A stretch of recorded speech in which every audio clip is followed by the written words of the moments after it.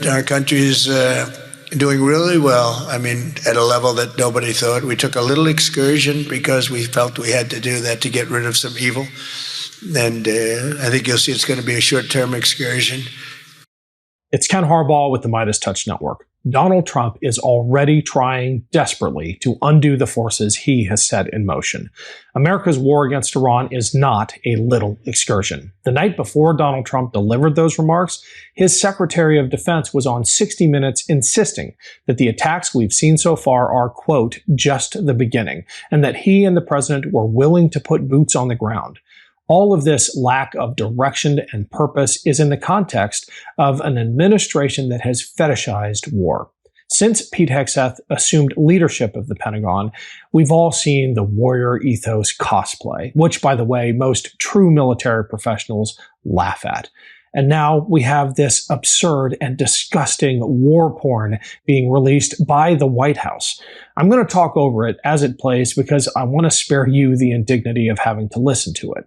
This represents a new low, and that's saying a lot given just how low the Trump regime has taken us. This montage of movie and video game clips with actual gun camera footage showing American bombs killing people, it's one of the most disgusting and disrespectful things I've seen. And it came from the White House, not from some adjacent troll account. It was our government that put this out.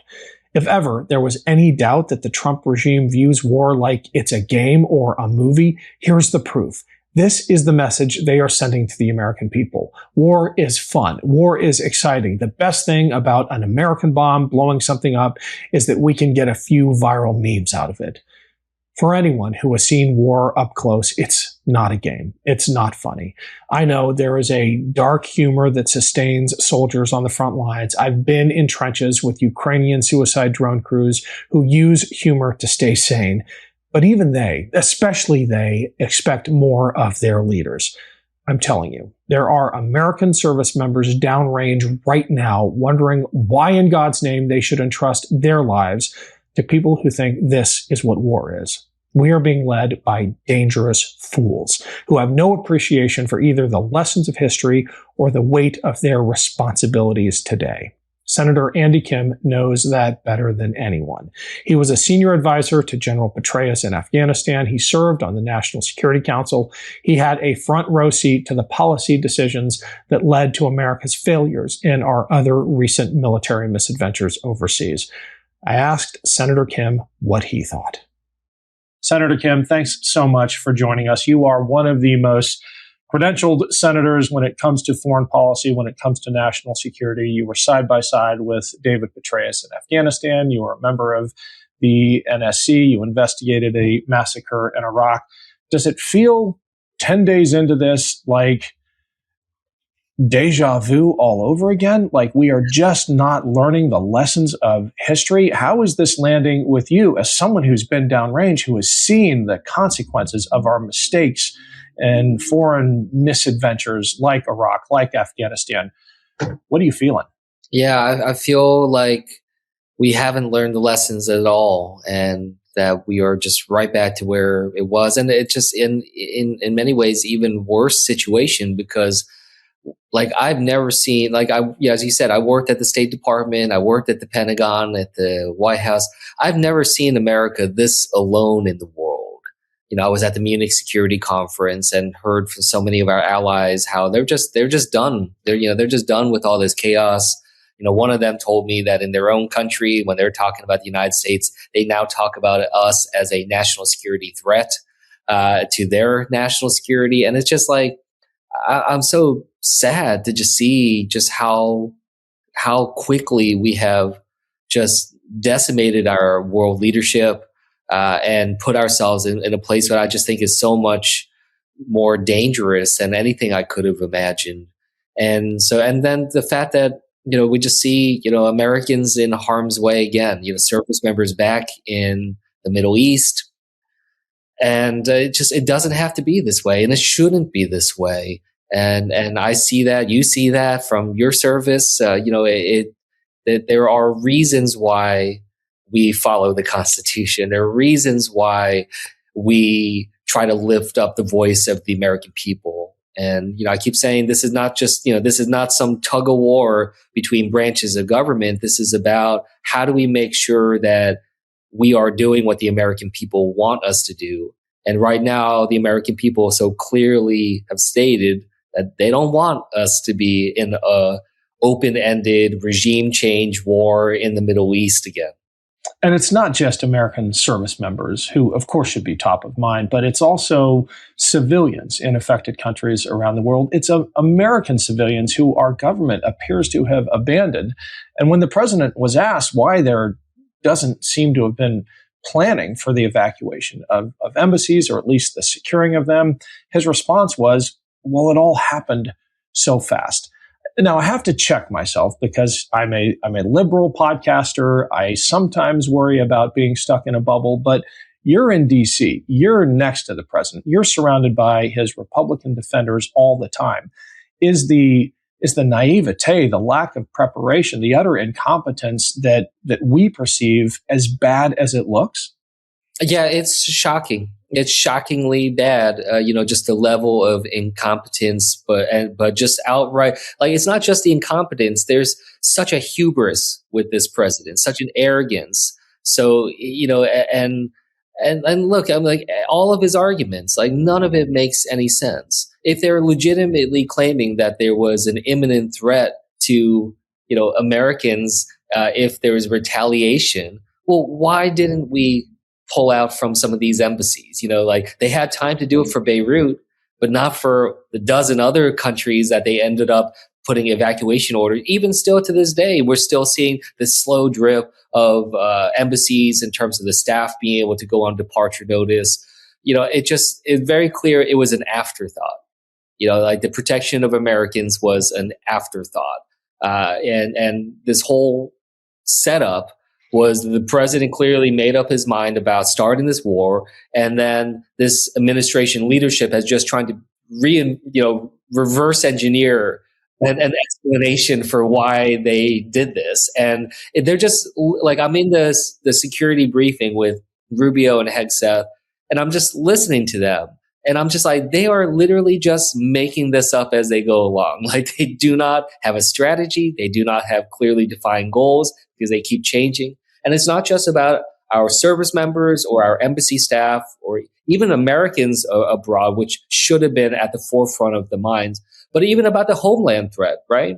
Like, someone, interviewed Trump and asked him about, should Americans be concerned about threats to our homeland? He's like, I guess so, which doesn't sound, at all confident. But then he just went on and just said, like, people will die. That's what we get of war. And no, like, we didn't have to have this war. Like, this was Trump's choice, but it's not his choice to make. But he has thrown us into this with, CISA, our cybersecurity agency, having been reduced. Their staff was cut dramatically last year by Trump.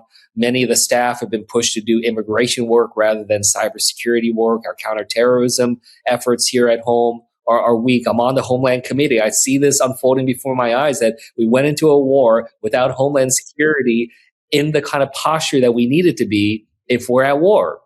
Well, Homeland Security and some economic preparation, some economic security, the fact that something that we train for again and again and again. I was an ISR pilot flying missions against Iran, and the Straits of Hormuz was priority one. The idea that they are surprised that the Iranians shut down the Straits of Hormuz, the idea that the strategic petroleum reserves weren't filled back up. How are these questions being raised? Will there ever be accountability?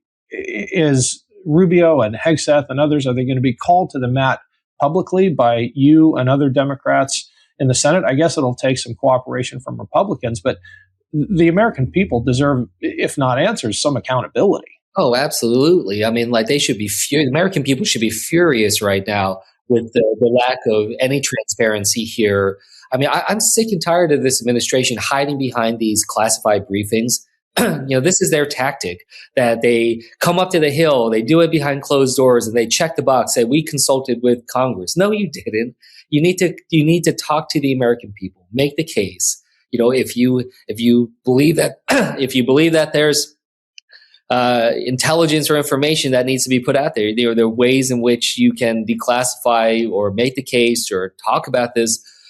But look, they're uninterested in this because they know what the American people believe. They know that the American people don't want this war, which is why they're intentionally trying to stay out of the spotlight on this and just control it through their own speeches and press conferences rather than coming before the elected leaders of the people. And that's what I just find so infuriating about this is that we've been pushed into this war. Every spring, I get the urge to clear out what's been sitting too long in the garage, the inbox, the mental list of things I keep telling myself I'll get to. This year, one of those things was life insurance. Not because I hadn't thought about it, but because I'd been putting off the actual doing it. You know how it is. The first warm day hits and suddenly you're thinking about everything you want to protect. The life you're building, the people depending on you. That weight is real and it deserves more than a spot on a to-do list. That's where Policy Genius comes in. It's an online insurance marketplace that lets you compare quotes from some of America's top insurers side by side for free. Their licensed team works for you, not the insurance companies. So the guidance you get is actually about your needs. They answer the questions, handle the paperwork, and advocate for you throughout the whole process. No guesswork, just clarity. And they've got thousands of 5-star reviews on Google and Trustpilot from real customers who found the right policy for their situation. That kind of track record matters. Protect the life you've built. With Policy Genius, you can see if you can find 20-year life insurance policies starting at just $276 a year for $1 million in coverage.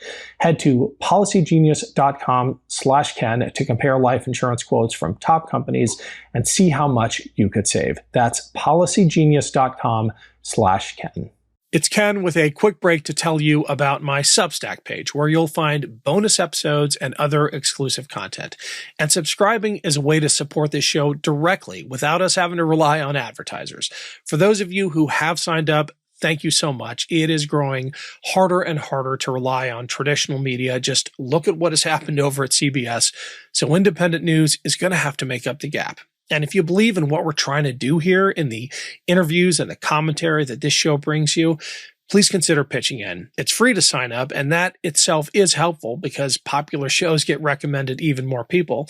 And if you're able to afford a paid subscription, they start at $8 a month. Every dollar goes back into what we're doing. Thanks for helping out. And it is so clearly a war. I mean, Hegseth was bragging about how, it has twice the firepower of shock and awe. At least shock and awe, all the flaws and my opposition to the Iraq war, but at least they came before Congress for an AUMF vote. It just for this situation to unfold in this way. The other thing I'll just say is that this is something that's having such a detrimental impact on the American people and the cost that we are going to have to bear because of this. I mean, we're seeing the oil costs spiking. This is something that's going to take, even if they cut off the war today, there will be months of repercussions in terms of movements of oil and the production and other things that are going to affect. And it's just that sense of chaos that is just absolutely affecting investors, affecting business. It's going to have huge impacts between this and the tariffs, just squeezing the American people at a time when they're saying, affordability and cost of living should be the top issue. This should be what we are as a government focused on. Trump literally said, Republicans in Congress literally said, we don't have the money to invest to help millions of Americans afford their health care. And now we are seeing them literally burning that money right before our eyes in a matter of days and weeks. What could have helped millions of Americans with their health care for the next year and beyond. So I'm just I'm tired of the BS of just that they don't have the money for this. They don't seem to have the money for Americans, but they certainly seem to have the money for Trump to pursue his imperialist agenda. I'm sure you have seen the war porn videos coming out of the White House, and I imagine it made you as angry as it made me. I suspect there was a time when the American people might have been seduced by that kind of thing when they thought it was cool. But to your point, the American people, I think, are seeing through it now. How did you react when you saw those videos? What are you hearing from your constituents when this this warrior cosplay is thrust upon them as somehow cover for the incompetence of this administration. Yeah, it's this president and this administration, they're delusional. I mean, it's the same thing that we saw in the State of the Union address, right?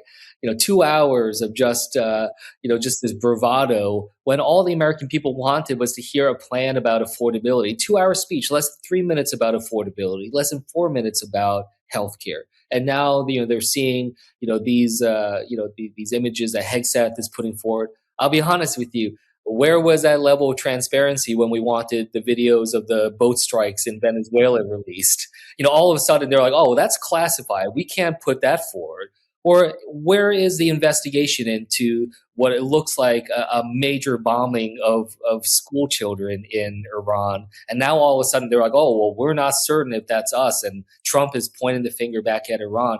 Like, where's the speed with which they're trying to engage with those types of investigations if they have enough time, to clip clips and put it to music? So it's just it's so it's so shocking just how out of touch they are from the American people. And frankly, just again, burning our bridges across the world. The people who are happiest with this war beyond Trump and Hegseth, are Vladimir Putin and President Xi, right? Like the fact that because of these oil spikes, this administration, the Trump administration, is now reducing its sanctions pressure on Russia, for instance, dramatically affecting our ability to hold leverage over Russia on the Ukraine war. So now this is now impacting not just the Middle East, but this is impacting Ukraine, impacting Europe, impacting so many of these other priorities that President Trump's going to go to China in a few weeks while our country is still at war in Iran. And what ability does he have to press China about holding back on their priorities of expansion, whether that's Taiwan or pressure across the Indo-Pacific? They're just going to say, look at what you just did. So like the emboldening of our adversaries and watching all of our defensive munitions drawing down because of this war with Iran. It's going to make us weaker elsewhere around the world, in the Indo-Pacific, in Europe, and elsewhere. And I hope the American people see that, just how exposed and weak we are, especially when we have no more friends around the world, no more allies and partners that feel like they are connected to us. You sit on the Homeland Security Committee. I've got to ask you about your colleague, Mark Wayne-Mullen, and your commitment. This is a question we put to every elected and candidate, to hold the kinds of hearings with teeth, with subpoena power, with broad investigative power into the abuses by DHS, all the way down to the level of the ICE agent dragging moms from minivans and abusing their authority and violating their oaths. The accountability needs to start now and need to push. I mean, we still don't have independent investigations for the death of Alex Pretty and Renee Good. And I pressed the head of ICE and CBP when they were before us at the Homeland Security Committee. Not $1 more as they continue to have this lawlessness that's out there. So using the tools at our disposal. And yes, that absolutely needs to happen even more so if and when, and I hope when, we get the gavels in both the House and the Senate after the midterm elections, because this is what the American people want. They do not want to see this lawlessness that's out there. When I hear from even American citizens in New Jersey saying that they now carry their passport around for fear of getting stopped.